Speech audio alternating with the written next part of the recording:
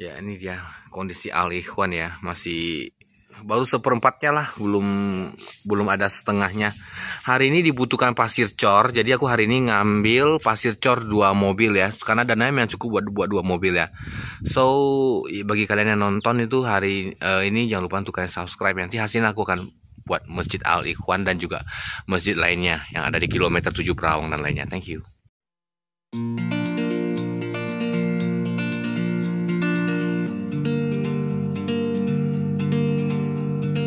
Halo, hai semuanya, apa kabar? Tepuk tangan dulu dong.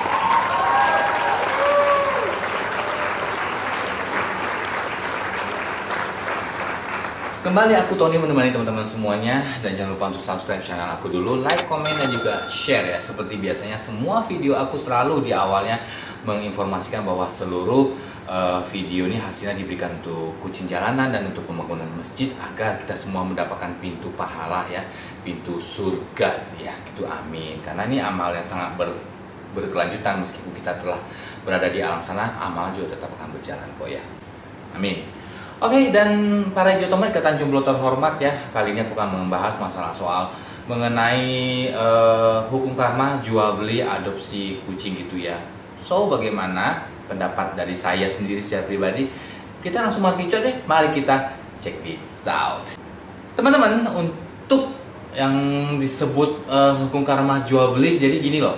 Di sini aku ingin mengatakan bahwa aku bukanlah seorang nabi, malaikat, ataupun Tuhan pencipta dari alam semesta ini. Dosa atau tidak dosanya menurut aku sih, kayak saya di sini gua kembalikan lagi kepada teman-teman semuanya ya. Karena begini loh teman-teman. Menurut aku, hukum karma jual beli kucing. Kita jual beli ya gitu ya. Nah, kalau kita niatnya nggak bener gitu ya teman-teman ya. Misalnya semata-mata hanya untuk cari untung doang, lalu kucingnya kita press supaya dia birahi, cepat-cepat birahi, kita kasih suntik birahi, pokoknya kita usahain dia birahi, dan kita menjadikan kucing itu seperti sapi perahan gitu ya teman-teman ya. Nah, itu mungkin akan menjadi suatu pemaksaan yang menyebabkan dosa kalau menurut aku gitu teman-teman. Tapi kalau misalnya kita membiarkan kucing itu birahi secara alami, natural, bahkan apabila kita merasa bahwa kucing ini birahinya terlalu over gitu ya, kita bisa mengeremnya, mungkin itu menjadi suatu pertimbangan ya teman-teman ya. Nah, ini dosa atau tidaknya di sini aku tidak bisa menyimpulkan ya teman-teman ya. Tapi ya kan, penjualan kucing itu kalau menurut logika aku begini loh. Kita miara kucing banyak atau kita menyayangi kucing. Nah, kucing itu butuh vaksin dan lain-lainnya teman-teman ya. Jadi dalam perawatan kucing itu, terutama kucing ras atau kucing apapun, juga membutuhkan yang disebut dengan biaya kesehatan seperti vaksin, obat, dan juga lain-lainnya gitu ya guys ya. Nah, biaya ini bisa didapatkan menurut aku ya teman-teman ya. Jadi aku sekali lagi bukan seorang yang mengetahui atau gimana, menurut pendapat aku ya teman-teman ya. Nah, biaya tersebut bisa didapatkan dengan cara melepas adopkan atau melepas adopsi si anak kucing, bahasa halusnya. Jadi bukan jual beli, melepas adopsi dengan perkiraan seperti pemberian pakannya berapa, nanti kira-kira vaksinnya berapa, untuk menjaga kesehatan kucingnya bagaimana, perawatan rutinnya bagaimana, dan juga lain-lainnya gitu teman-teman. Jadi nggak semua, aku di sini tidak membeberkan bahwa ada ajaran agama yang nggak memperbolehkan, ajaran agama yang memperbolehkan dan tidak memperbolehkan mana atau gimana ya. Menurut aku sih bersifat universal, tapi menurut pandangan aku, karena di sini aku juga sebagai seorang breeder gitu ya. Nah, di sini aku tidak memaksakan kucing aku untuk cepet-cepet birahi atau bagaimanapun juga, tapi yang jelas kalau menurut aku pemberian pakan yang sehat, pemberian rutin vitamin dan lain-lainnya itu akan membuat kucing menjadi sehat dan menormalkan siklus birahinya gitu.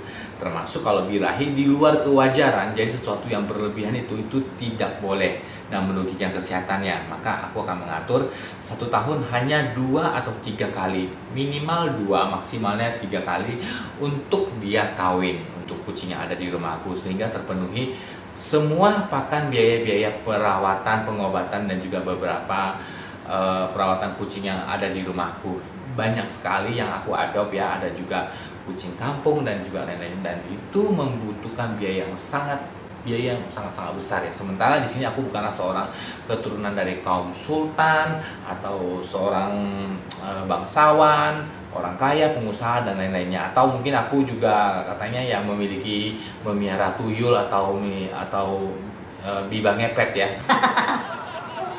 Astaga ya, hari ini masih percaya gitu ya. Oke. Nah, jadi sesuai dengan yang aku edukasikan pada teman-teman ya, bahwa di sini untuk hukum karma seorang penjual kucing, jual beli kucing, apabila seorang breeder ya, apabila misalnya dia menelantarkan kucing atau mungkin anak kucingnya meninggal tidak dikuburkan dengan layak dan lain-lainnya, itu biasa juga berpengaruh kepada si breedernya itu tersendiri. Contohnya teman aku ya, seorang breeder ya, di masa dia memaksakan kucing untuk cepat birahi dan lain-lainnya dan pernah mendapatkan kitanya mati diperlakukan secara tidak wajar. Misalnya dibuang ke selokan saja atau pokoknya tidak dikubur secara layak-layaknya gitu ya. Nah, selama 3 tahun atau 4 tahun dia tuh rugi terus, rugi dan rugi, akhirnya stres. Nah, setelah aku memberikan nasihat bahwa miara kucing, kita jangan berpikir bahwa untuk bisnis dulu. Kita berpikir bagaimana kita menyalurkan hobi terhadap kucing ini, kita menyayangi dia dan memberikan pakan yang baik untuk cuan atau rezeki nanti itu akan mengalir sendiri kok gitu. Bahkan kebutuhan mereka tuh bisa terpenuhi dengan sendirinya. Nah, mungkin mendengar dari nasihat aku dan juga mungkin dia seorang teman yang baik ya, yang mau menerima ya kenyataan seperti itu ya. Akhirnya dia menyayangi kucingnya dan tidak terlalu memikirkan untuk biaya kayak harus segera birahi dan lain-lainnya. Dia stop suntik birahi dan lainnya. Tapi ujung-ujungnya ya akhirnya sampai sekarang ini, saat ini dia juga akhirnya memiliki beberapa kucing dan sukses dalam breeder kucing gitu ya. Dengan ya sepertinya yang tadi aku sebutkan, tidak memaksa dan juga lain-lainnya gitu. Nah, jadi kalau kita menyayangi kucing, memberikan kucing perhatian yang terbaik dan kita seorang breeder yang baik ya gitu ya teman-teman ya, dengan tujuan menyayangi dan membuat kucing sehat aja itu teman-teman, itu bisa dibukakan pintu rezeki, pintu surga dan juga dijauhi dari beberapa kesulitan atau halangan dalam mencari rezeki dan lain-lainnya. Semoga ini bermanfaat buat teman-teman ya. Jadi kalau ditanya hukum karma untuk para breeder kucing atau bagaimana, kembali kepada niatnya teman-teman. Apakah dosa atau tidaknya melakukan atau usaha breeder kucing ya, kembali lagi kepada teman-teman gitu teman-teman ya. Di sini aku tidak mengatakan berdosa atau tidaknya, tidak bisa disimpulkan karena kita adalah manusia yang normal, yang biasa gitu ya, bukan seorang yang Tuhan yang maha mengetahui, maha pencipta dan juga lain-lainnya teman-teman ya gitu. Oke. Nah, kayaknya video ini sudah nggak ada lagi yang perlu aku bahas ya teman-teman ya, mengenai masalah breeder kucing dosa atau tidak, hukum karmanya iya atau tidak atau bagaimana, sudah aku jelaskan di video ini. Mudah-mudahan ini bisa bermanfaat ya.